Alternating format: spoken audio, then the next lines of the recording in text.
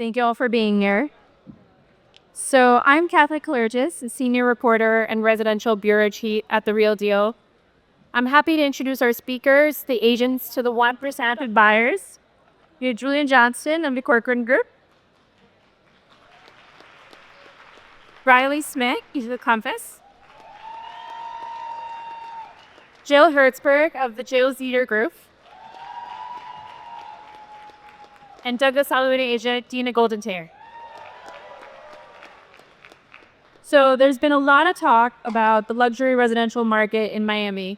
We all know the pandemic frenzy is over, but we're still seeing record sales, some involving celebrities like David and Victoria Beckham, in the ultra high-end segment of the market. But sales volume is low. So what's going on with pricing? I think pricing has held firm this year. Obviously, the market peaked in Q1, Q2 in 2023. And the Fed said we're going to cool the housing market by raising interest rates, and that happened. Miami was somewhat immune from a lot of it. The rest of the country went down, I think, a lot more. I think this year, as we haven't seen much more inventory, prices have sort of plateaued. Yes.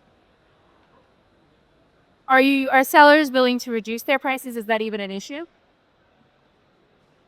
I don't think it's so much a This is just I don't think it's so much a question of asking prices, because everyone talks about asking prices dropping all the time. If you actually look at sold prices, 2023 over 2024, they have come down. Asking prices, some of them are aspirational. They've seen some big drops, but the sale prices, I think this year, especially with the low inventory in the single-family home market, we've seen sellers really holding firm on price because land hasn't really dropped on average on any of the good neighborhoods below 1,000 a square foot for land. And construction really hasn't dropped for over 1,000 to 1,500 square foot. So inherently they have costs they've got to cover. What do you think? Yeah, I mean, we're seeing Coconut Roof, Coral Gable. The land is probably the hottest segment of the market, right? Land is the hottest? Land is definitely the hottest segment that we're seeing. Everybody came in, they bought their new constructions, all that's been bought up.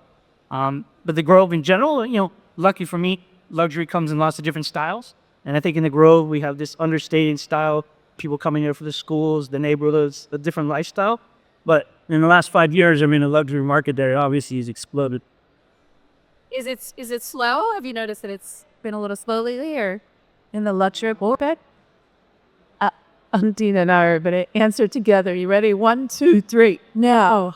So I can say in the luxury market, in the uber luxury, there's not that many amazing properties. So the buyers that are coming in and looking for that are buying them and paying for them on NDU Creek, on Star Island, and all these beautiful waterfronts you have in the Grove. We just sold the one on 18 Lagos. It was a record-breaking sale from Miami for $122 million. And that was interesting because it was land, and the man's going to build there. So I think in the uber luxury market, it's pretty strong, and you have anything like that, most likely it will sell. What do you think, Tina? I think the market is what you want it to be, right? So I choose to focus on my successes, the listings that perform well, the buyers that get a great deal. If I focused on the listings that I didn't sell, and there are plenty of those, or the buyers for whom I could not secure a deal, that I would paint a different picture. But ultimately, we'll all say us people, we're here to cheer our market on, and it's certainly amazing. So I think the market is great in every price point, depending on pricing and condition of asset. What are some of the listings that you all would not take? What characteristics do they have?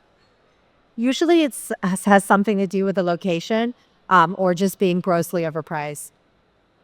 Do you agree with that? Yeah, the price is definitely an issue. I think if it's sitting long, it's price. Because otherwise it's definitely moving, at least in the Grove. And inventory is our biggest problem. I think the market tells every single seller what they're worth. And it's our job to communicate with them, let them go out and put the price they want and their wish list, and then stay in touch with them every 30 days to show them the market's not responding. So it's a relationship there. And sometimes if people don't respect that relationship, those are the ones that you don't stay with. There's definitely, although volume is low, there's a lot of demand. Anything that's priced well, Tina's right, you can sell it in 30 days. It's just a matter of being priced well to the market. What about schools, proximity to schools? I know when we talked before, that was something that you all agreed on, that that's driving a lot of decisions. What areas are the hottest? How is that affecting deals, whether they close or not? I mean, I think Coconut Grove, obviously, I think we were joking when we were on the call earlier for this, that when we could build a couple schools, we'd be in business, right? The Grove is definitely driven by the schools. I think we see a lot of people coming to Miami and then figuring that out. And now that's really elevated, certainly that whole Bayshore Drive and Main Highway corridor, all the waterfront there. Everybody seems to want to be able to walk their kids to school. The walkability in schools kind of go together, especially in the Grove. And not just from other markets, we're seeing people leave the beach to go to the Grove for schools as well. And one new trend I've lately heard about was people from the beach getting a weekender, or really more of a weekday spot, like a placeholder in the Grove for days when they can't commute even back to the beach, which is a new trend I really haven't heard of. People picking up a weekday in the Grove to not always do the commute back to the beach. And I've seen those people who live in the Grove, they'll call us to get an apartment on the beach. So on the weekends, they can go to Fisher or Surf Club or somewhere like that. So I think that what happens is everybody has something that's most important to them, whether they be close to Brickell or downtown or Coconut Grove, and then they will make adjustments in their life and maybe buy something, like you said, in the Grove or on the beach, right? There's definitely a lot of demand for the schools. I know that in Ransom, for example, one of my clients from LA, he's been trying for 2 years to get his child into year 8 this year, and there were 88 applicants by 8 spaces. That shows you how intense the competition is. And he's a $40 to $60 million buyer, and he will not buy here until he gets into one of the schools. And I think before, he was considering 3 years ago Miami Beach, and the commute to Ransom was 30 minutes. Now it's 50, 55 an hour. And they don't want their children going an hour there and an hour back. So the schools have become far more important. I think a silver lining, though, is some people are starting to put their kids in public schools and finding that they're actually really good public schools on Miami Beach, in the Gables, in the Grove. And they're starting to realize that's a really wonderful thing. Or they're homeschooling. Are you seeing that? Yeah, homeschooling. What about inventory? Obviously, like you have all talked about, the quality, most expensive homes, those are kind of taken, right? So how are you finding new inventory, and what is your strategy with that? I can say that finding new inventory, one of the critical pieces is what you all are doing here today, is networking and speaking to Dina and finding out what she has, or Riley or Julian. They have pockets, they know things and that I don't know. And so keeping these relationships that you all had here, people will talk about, there are listings we can look up, but things that aren't on the market, and try to work those deals together. Those are the biggest sources for RT, I mean, besides cold falling and following up with your own clientele. No one's really moving away from Miami at the moment. So I don't see a lot of inventory coming. So it's working with a lot of the developers because, as they said, land sales recently, the developers have just in the last 12 months got back into new construction. So they're probably 18 months away, but some of those houses are already getting interest on like a pre-construction sale. Yeah, I think you really have to, like she said, you have to beat the bush. You got to talk to everybody. There's this huge sort of pocket listing, coming soon, private exclusive with Compass, sort of rolled out there where people are testing the market quietly. But I think if you're really looking for something that's out there, probably better off trying to just talk to the key players in whatever neighborhood you're looking for, see if they have any.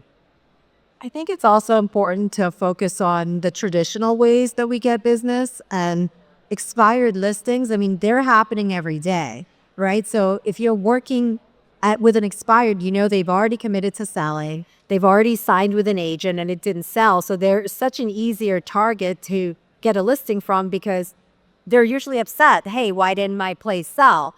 So we have certainly been focused on expireds because some agents will take listings at a certain price. We all do, thinking, hey, the market will support it, and for whatever reason it doesn't sell. And we all know being the second agent is always a more favorable position because you get the more motivated owner. You get the better price. It's definitely a competitive market. Ryan and I were joking, and I won't mention the address, but there's one, on the expireds, it's competitive these days. So you've got to keep at it because There's one client had 55 agents call in 2 or 3 days, and then the following week another 40, and they get on and on. They interviewed at least 10 of the brokers, so you've got to keep after them and keep following up. What he didn't tell you was the guy was from Houston, so I rolled up in my golf cart and my hat. If he rolled up in his pickup truck with his cowboy hat, it was game over. Since pricing has obviously gone up so dramatically in the key neighborhoods, have you expanded to newer, areas in South Florida to pick up more business or new business? No.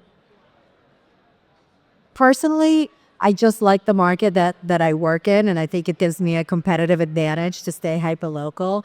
I respect the agents that are moving into other markets and expanding, but I love being able to walk to a showing, take my golf cart to a showing. I really enjoy just being in my niche marketplace and don't feel the need to go into Broward or Palm Beach County. What about luxury condo developments? Like, are you all working on any deals at new projects that are underway, or do you primarily only focus on resales? We work a lot of the new projects. All of us on our team right now currently have deals in many of the different ones. We just closed one. And as to Martin, and we have on that Vita, all the new surf club. I think that you have to stay informed with what's available and then what's new, because a lot of people want that. And it's some people who don't eat something right away actually enjoy the fact that they don't have to close for 2, 3, 4 years. It gives them time to organize things in their life. So I would always show that to them in addition to what's already here. Yeah, and I think right now inventory is so low, it is just another option. I think not enough people explore that. I know our team has had a lot of success getting people into new construction, and they'll find a rental or they'll figure out their lifestyle. But this inventory is so bad that really the best option quite often is not even out around yet.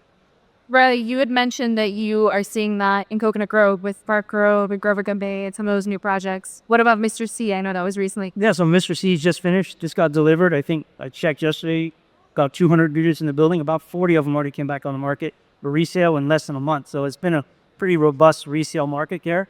But they just deliver all of their products. I think it's close to about 80% of them. Now we have Four Seasons coming to Coconut Grove, and Four Seasons, when they plant your flag in your neighborhood, you arrived. So Grove has come a long way since I started 25 years ago. What are some of the other buildings like in Miami Beach? Well, needless to say, the Surf Club is probably the most it building. I have actually just taken on a new development project called the Mansions on Fisher Island, and we will have single-family homes that start at $30 million and up. If anyone has buyers for Fisher Island, please do project. I think south of it, the Continuum is still holding its own. Definitely the Surf Club in Surfside, and the new building, the Surf Club next to it. St. Regis is doing, I think, well in Brickell. There's some brands. The new construction project in Brickell, St. Regis. Reconstruction is still, the label brands, they're really selling. I mean, there's a lot of product out there, so some of the buyers find that there's an edge when they have a brand. You asked that before, Catherine, about branding. Does that help? And it really does with these buildings, because people identify with the Four Seasons at the Surf Club, or, all the brands that go with it, like Amman, where they bought something or lived there before and they're very comfortable there and they feel that their money is safe there. And so branding has really helped, whereas 20 years ago, there was no such thing as a branded building, And now we have 24, probably more. Yeah. What are your buyers demanding now? And how has that changed since maybe the pandemic frenzy? A deal. They're demanding a deal, right? Buyers now want to feel like they're getting some value, whereas during the pandemic, they were just, I'll take it. Where do I sign? I also think buyers today would really like brand new construction or a home that's been renovated already. They don't want to take the time. And if it's furnished beautifully, last few deals I've done, they actually bought the home and the furniture. And one of them wasn't even their furniture. It was a staging company that had a package that they bought. I think they just want to start living right away. I think, in the Grove of the Gables, we see maybe a slightly different luxury buyer where they're looking at a little more privacy, a little bit more quieter, understated, elegance kind of buyer. Some of our gated communities don't have much flash. You wouldn't even know where they are.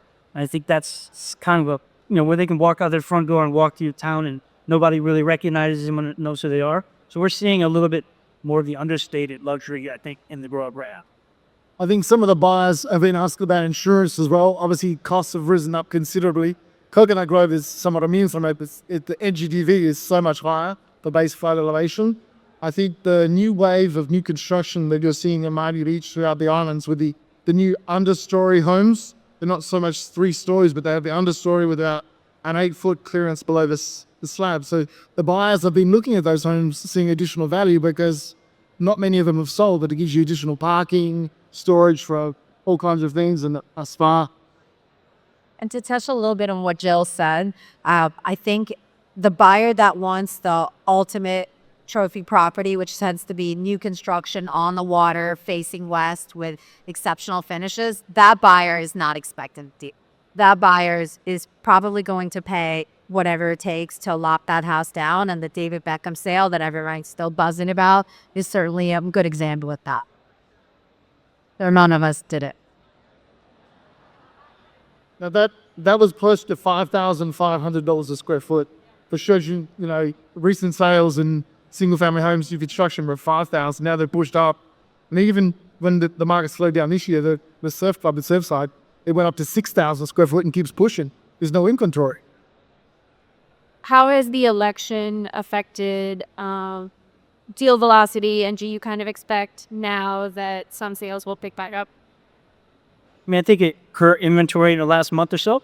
I was just talking with some of the vendors here, the staging companies, telling me how busy they are now. I think a lot of people just said, why go a month early? Let's wait and come on after. We're all here. The world hasn't ended, so let's hope the season starts today. Yeah, do you have any season predictions or? I think there's so much investment already inherent in Miami. All the downtown projects, all the buildings. There's like 6 or 7 office towers coming out of the ground. Nothing of that is going to change. I think inherently the local government, Carter, is way more important on what they're doing with traffic and addressing schools. We have a far more important local brothers than what's going to happen nationally. Well, the stock market went up today, and if it keeps like that, people are going to feel that they want to spend and they feel comfortable spending. And I think the real estate market is one of the biggest indicators of the health of our country. We are so high up on the pinnacle of what's going on. So if our market stays strong, the rest of the market will too. And if the stock market does, we reflect each other. I also wanted to ask about the changes that came as a result of the National Association of Realtors settlement in the class action litigation. Are you coming across sellers who don't want to pay buyer's agents? And what is your response to that? What do you do in those situations? I mean, we haven't come across very many. Most of them, when you talk to them and explain it to them, it's part of the marketing package, right? I think if you look at it that way and you just look at what is your bottom line and not worry about that, it's just another expense in marketing your home. And so far in the Gables and the Grove, we've seen a handful that have also discounts, but most are still 2.5% or 3% yours. I think that's what we're telling our sellers, which is, the brokerage community, the clients, people, everyone's aware of what's going on right now, and that it's to their advantage for the buyers because the buyers know exactly what is being paid and they don't want to come out of pocket to do it. So it's advantageous for the seller to offer, like you're saying, 2.5%, 3%. And I haven't had anyone not do it. I've only had one person tell me that their seller is offering 0. Has the property sold? It did. But I think, Catherine, at the end of the day, a buyer's agreement, I don't know about you guys, but for my team, it's a blessing in disguise. Now you have an agreement. You have it just like on the listing side. So you have great, I have great. Now you're partners with them. They're not running around talking to 5 different people. And if they don't sign the paper, you don't waste your time with them. And I think that's a huge game changer for our business. I think agents out there, you just have to get comfortable having a conversation and really knowing your value. But once you get them to sign the paper, you're in a whole different place than we used to be a few years ago where they were talking to 5 brokers at any given. If they are, you know about it right away and you could say goodbye, good luck. For me, I'm definitely struggling with all the new bureaucracy that comes with this legislation. I do feel lucky to have the support of my broker, Julian. She's been amazing because one week it's this form and the next week it's that form. And now we're signing this and now we're checking this FOPS. Like, I definitely feel a little overwhelmed by it. I agree with my colleagues that there's definitely a lot of benefit to it, especially in making sure buyers are, going to be not wasting our times. But it certainly has been, I feel it's been a big transition. As far as commissions, I do see them impacted a bit. I'm not seeing them as much as even as 2.5 to 3, but more, let's call it 2.25 to 2.5. And maybe that's because at the higher price points, that's always been expected. The one seller that told me that they did not wish to pay a buyer's broker, I passed on the list because I just didn't want to get calls from these people saying, sorry, there's nothing for you, and just start that precedent that would trickle down. So I don't think anything's really changed, because on a $15 or $20 million sale, everyone was always negotiating the commissions anyway, that he couldn't bridge the gap on a deal. I think there's a little bit more bureaucracy and way more paperwork. I think that it's able to I've had some resistance from buyers that are coming into the market and they're asking about what commissions are being paid. So they're already asking me why I'm getting paid before I've even shown them around. And there's resistance on some of the forms because their attorneys are $1,500 an hour. They're going to review these 2 or 3 page forms, so they're reluctant to sign. But on the whole, listen, if the seller's not paying it and I'm paying it, I'm just going to reduce the price of my offer. So it's the same anyway. So those conversations before you start touring or before you take them somewhere, how are those going? Are you... But you know what? I was just thinking when they were talking is that all of us have to do it. It's not like, oh, okay, just the people on Miami Beach are doing this or the Grove's only doing it. It's like the United States of America is doing this. So it's not like you're having a conversation with that person that they haven't had before, especially now. So they're fully informed and aware of that conversation. So it's like anything in life, practice makes perfect. So at the beginning, it was like, how do we say that? It seems so weird and I'm not comfortable. And then after you do it over and over again, you say, okay, I'm comfortable with this. And I think we're all getting more comfortable with the paperwork and what goes on with that. Hopefully that will be streamlined. yeah, I mean, it's still like a little bit of a wild, wild west scenario. I had a buyer the other week saying, okay, your commission is going to be capped at this.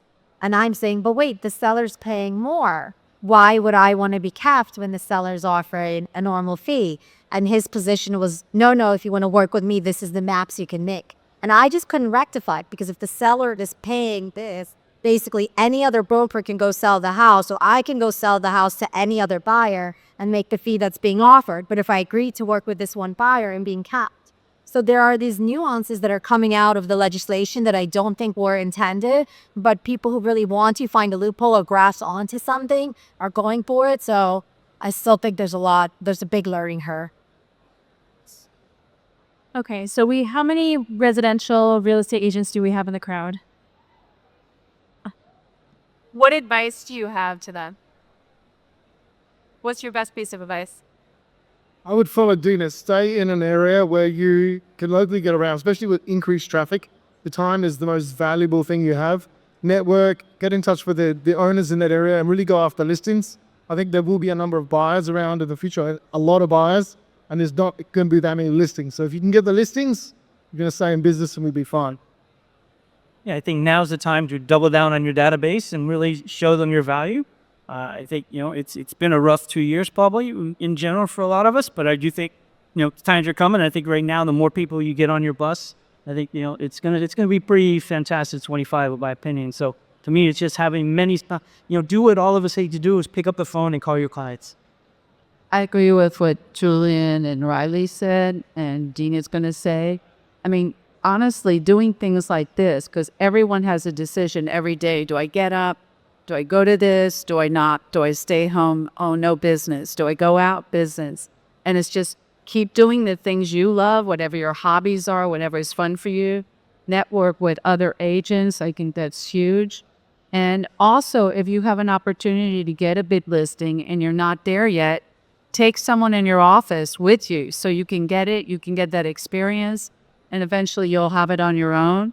And you just have to keep doing it over and over and over again. And listen, we're all in the magic city of Miami. So there's business here. There's a lot for all of us, really. I think strategic partnerships are important. It maybe you do have an opportunity in a market that's 45 minutes or an hour and a half away, and you don't want to pass that by. It could be that 20 or $30 million listing. So partnering up with someone who is based in that area will help you beat the objection on the listing appointment of, well, wait, hey, you live an hour and a half away, and also give you support if there's a last minute showing. So I do think that for strategic partnerships can go a long way to break into that top end of the marketplace, which is, I guess, actually the name of our panel. Would you suggest joining a team? I know obviously some of you have large teams. Yes, definitely. Give me a call at Compass anytime. How many agents are on your team? We are at 37 today, so we're probably looking to grow it. Be looking for anybody that wants to put the work in. So. Okay, I do want to open it up to the audience. If anyone has any questions, we have the experts here.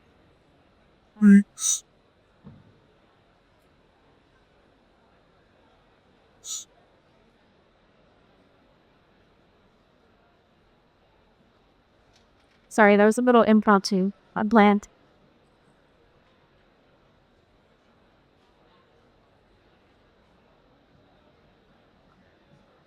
Thank you very much. Alexander Zakarin, Seekers, New York.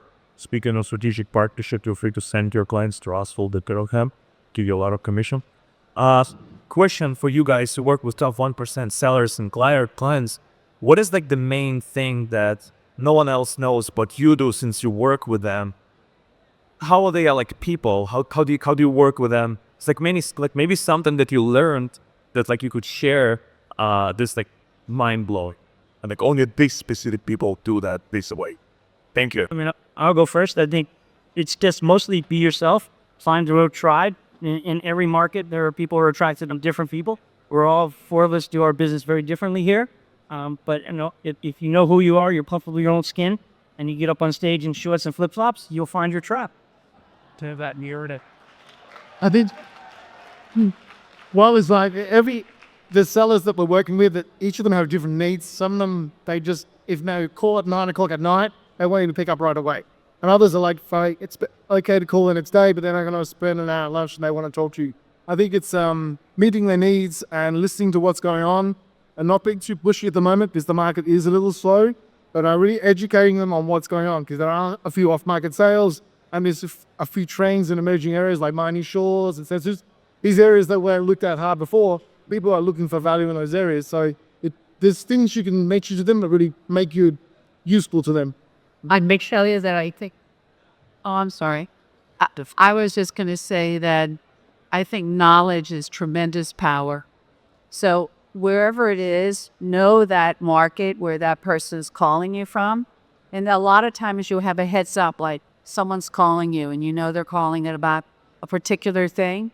Before you call back, learn, study, be able to have a very easy conversation where you know what sold there, what hasn't sold, price per foot more or less, and what's available. Speak to people maybe what's not on market, what's on market, because they're educating. They're used to going to people who are professionals. So if you can have that conversation and then there's things you don't know, just say, I don't know, but I'll find out. And then you find out, can you get it to them? I think that builds on that relationship probably with anyone, but especially the people you're asking about. They're expecting you to be very knowledgeable. I want to touch a little bit of what Riley said because I agree. There is not an agent for every person, right? Everyone has their own needs and tastes and whatnot. And there may be that buyer that says, I only want to work with the top agent in town and they're only going to work with Joe. And there may be that agent. Yes, yeah. We're in the middle of a deal, so we're like extra nice to each other.